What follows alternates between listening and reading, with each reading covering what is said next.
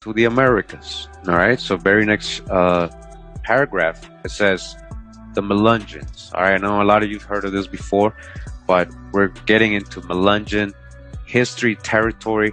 Once we started talking about Sephardic Jews, Huguenots, Black Europeans, indentured servants, runaways, mixing with Indians, that's Melungeons right there. All right. So we're gonna start getting into that. I know if I talked about this, the Melungeons, in some of my videos in the past, the South Carolina video, the Huguenot video. We know that Abraham Lincoln's mom was a Melungeon. All right. So it says here, our story begins with an ethnic group to which both authors belong.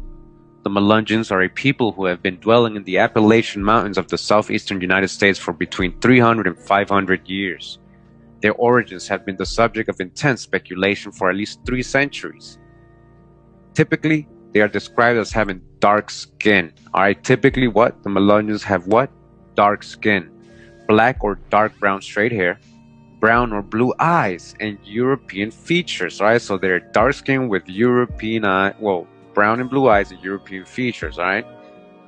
A popular cultural book written by a self-identifying Melungeon renewed interest in investigation of the group's origins and stimulated an abundance of scholarly research. A detailed biogenetic study undertaken by the present author supported that Kennedy had earlier proposed. The Melungeons were, in large part, a Sephardic, Jewish, and Moorish community that began as early as 1540 with the De Soto expedition to the southeastern United States. All right.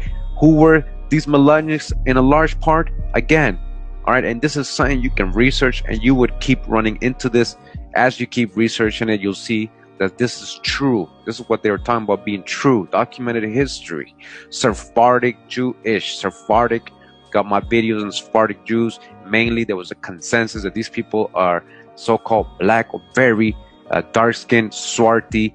These Portuguese and Spanish Jews were very dark-skinned. All right, Sephardic Jewish, all right, people of color, and Moorish community, Moors, we already know, people of color, right? So the Melungeons were people of color. These Europeans that were coming in, the Melungeons part were actually Sephardic Jewish and Moorish mostly, all right? And again, 1540s, they're saying that people saying there's no records, all right, in the 1500s, right?